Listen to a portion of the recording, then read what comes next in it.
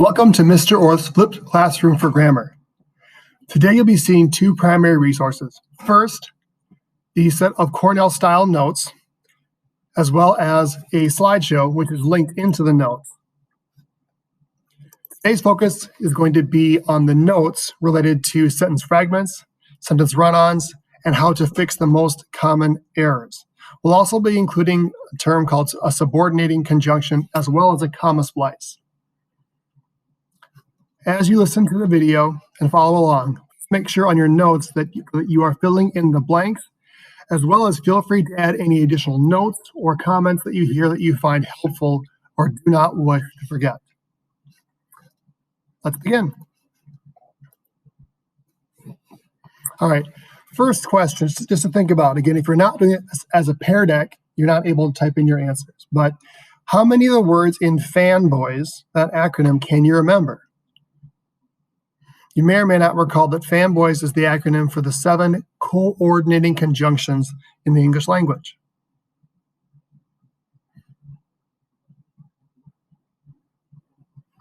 How many did you get? Remember that the F stands for for, F-O-R, A is and, N is nor, N-O-R, B is but, B-U-T, or, O-R, yet, Y-E-T, and so, S-O. For, and, nor, but, or, yet, so. We're going to need to remember those as we continue to work with sentence errors and corrections as well. All right, our first definition is a sentence fragment. If someone's marking up your work or helping you edit it, they might label it frag, F-R-A-G. Doesn't need to be capitalized, a frag. That means it's a part of a sentence that seems like a complete sentence. It's broken, it's incomplete, but you might feel like it's complete on your side of things, but when someone points that out to you, there are several things we'll see that you can actually look for and try to change to fix the fragment if you're not able to ask the person who marked it for you directly, what error did you make? Some common mistakes are for a fragment if you're missing a subject. You have a verb and a predicate, but you don't actually say who or what. This especially can happen if you lead with a verb first, especially like an ing verb first. You might not have a complete sentence. I say might because there are exceptions. You also might have only a complete subject. You might be missing all or part of the verb or predicate. This especially can happen if you put a word such as that in front of a verb. And we'll see examples of this, but if you have a subject such as my sister who did something, the dog that ran around the block. It feels like maybe a complete sentence, but when you have that extra word in front of the verb, it might not actually be, it could be a fragment. Might also for a fragment of incorrect punctuation. You might just put a period where a comma should be, and therefore on either side of that period, you might not have a complete sentence. Also, a common mistake that creates a fragment, a conjunction, especially a coordinating conjunction, such as any of the letters in fanboys. We'll talk about for and more in upcoming lessons. But if a sentence begins with and, or, but, yet, so, but it doesn't connect to anything, when it starts a sentence, first word, odds are pretty good you have a fragment, and you can revise that in order to fix that error.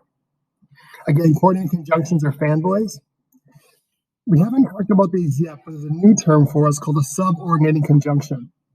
These join words that have different meanings or purposes, whereas and simply joins two words that mean something very similar. They're a similar idea. Words like because, although, until, and if. Again, there's many more of those, but these are some examples. When you have a because, well, you have a cause and an effect. Those are very different than simply having two different types of fruit, or two sports, or two people. So when we have words like because, or although, until, or if, those are different ways that we can start sentences, and we'll talk about those more as well when we discuss sentence variety and sentence structures. Do be mindful that coordinating conjunctions and subordinating conjunctions aren't defined as that because they have a certain number of letters or characters they use. Again, if is a subordinating conjunction. It's shorter than and nor, and but, and yet. So don't presume if it's short, it's a coordinating conjunction, or it's longer, it's subordinating. Don't confuse those two. Run-on sentences most students are familiar with. Again, the editing mark you might see is an RO. Usually these are capitalized, doesn't really matter, but RO would indicate that you have a run-on sentence. Usually this means you've got two or more sentences that look like one complete sentence. There's another type of run-on called a comma splice. A comma splice, which may be new to a number of you, is a type of run-on in which a comma is used without a conjunction where an end mark should be. So literally where there should be a period, you'd put a comma and nothing else. That's a comma splice. That is a type of run-on. It's an error. So common mistakes happens are that you might not have a conjunction. You meant to have like an and, you meant to have a because, you meant to have a since, but you forgot one of those. And without that, it's a run-on. Also for a comma splice, if you have that comma, then once you have that comma there, you have to have that fan voice, comma and, comma but, comma or, if you have two complete sentences. And we'll take a look at that as we look at these notes today. Also, watch out just for incorrect punctuation. You forgot the end mark. You just flat out forgot it. You might have still capitalized. You might have forgotten to capitalize, but you just blew right past that stop sign, also called a period. Or you should put a period there. Instead, you just put a comma. So there are some easy ways to fix once someone identifies a comma splice or a run-on. You just have to figure out where those two sentences change. How do we find and fix these? Well, number one hasn't changed. We always try to find the subject and the verb first. I recommend finding the verb first and then figuring out who or what for that verb. Make sure both the subject and the verb are complete, meaning you don't feel like when you say something in verb, something's missing. As I said, watch out for a word like that or who in front of the verb when you already have another subject to it. If a simple subject or a verb is missing, you got a fragment. So add what's missing. If it's missing a simple subject, missing the who or what, add it. If there's no verb, if it says it doesn't not doing anything, add that verb or possibly finish words after the verb to finish the predicate. Second thing you do is you check that end marks are used properly. Okay, are you missing a period? You feel like there's too many lines here before you actually get to a period? In general, I don't recommend using exclamation points at all and you're doing writing. If you're doing creative writing, telling stories, perhaps writing a speech, that's one thing. But in other types of academic writing, don't use exclamation points. Question marks, obviously, we only use those when you're actually creating a question. You check your end marks, decide if it's better to add a conjunction or change the punctuation. Again, if you've learned semicolons, and a lot of students haven't at this point, if you're watching this particular video, then don't worry about semicolons just yet. But decide, is it better to add an and, add a because, add an if, add a for, add a but, add an or. If you decide it's better to add those or change the punctuation. It's possible you do both, but start by changing one of those. If a sentence starts with a conjunction, the first word is fanboys. It's a fragment, you have to change it. So when you see that first word is and, first word is but, first word is so, either delete the first word or change the period on the previous sentence to a comma. So that previous sentence ends with a comma, then you have fanboys, of course you're going to make that lowercase, and then it runs into the next sentence.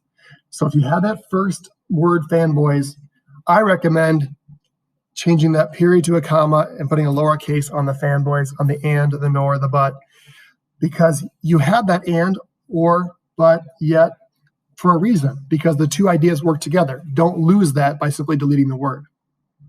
If the first word is because or if, like a subordinating conjunction, make sure there is a simple subject and verb after the conjunction. So when you have because, make sure there's a subject verb. There's an action and a who or what for that action. Then you have to have a comma, then another complete sentence, subject verb. So it's true in elementary school, many students here are taught that you can't start a sentence with the word because. It's not entirely true, but at that time, to teach you how to create what's called a complex sentence might be too complex. So it's easier to create a simpler rule like don't start with because I said so. So we have because, subject verb, comma, and then another sentence, then that's okay. Again, we'll see examples here shortly. First example, the most beautiful city in the world, Paris. Okay, if you look at that, first thing you want to do is find the verb. Again, not the subject, find the verb. The most beautiful city in the world, Paris. There is no verb. It needs one. The most beautiful city in the world is Paris. It's not fancy, but it does fix it. So we looked for that comma. We realized city could be the subject. So look at Paris. So we just put a linking verb is. How about this one? Dwarfed by the sheer majesty of the spectacle. A little more vocabulary, but if I said dwarfed, like ed, I may not be entirely sure what that word means, but I know ed usually makes it a verb. But if I asked you, what was dwarfed by the sheer majesty of the spectacle? I don't know what was or who was, so I need a subject. Trophy was dwarfed by the sheer majesty of the spectacle. Again, I'm making something up. When it's your own writing, you have an idea of what you meant. You just have to put it in writing so your reader knows what you meant. The way you used to talk. Okay, I got talk feels like a verb, even perhaps used to feels like a verb. But if I asked you, what about the way you used to talk? You could just say you used to talk, and that would be a sentence. But what about that way? It doesn't. You don't finish the thought. There's no main verb talking about the way. You used to talk is describing what way, the way you used to talk. Well, what about it? The way you used to talk worried me. A little more complex than this third example, but the idea is, if you say it out loud, have you finished the thought? If not, perhaps you try adding a verb. All those are examples of fragments. Example set B, the best game is volleyball, everyone should play it. Okay, we got play, should is a helping verb. For those who aren't as familiar, is a linking verb. The best game is volleyball, everyone should play it. If you listen to that sentence, is there a place where you feel like it should break, it should pause, you should change it up? Well, yeah, after volleyball. It's two sentences. Run on. So you figure out when it's a run on, where do you need to split the two sentences? After volleyball. The best game is volleyball. That's a sentence. Everyone should play it. That's a sentence. So either you're adding punctuation or you're adding a conjunction. So one option is the best game is volleyball, period, capital E. Everyone should play it. You also could go with comma fanboys. The best game is volleyball, comma, and everyone should play it. Well, this one, the setter is a critical position. Defensive specialist is another.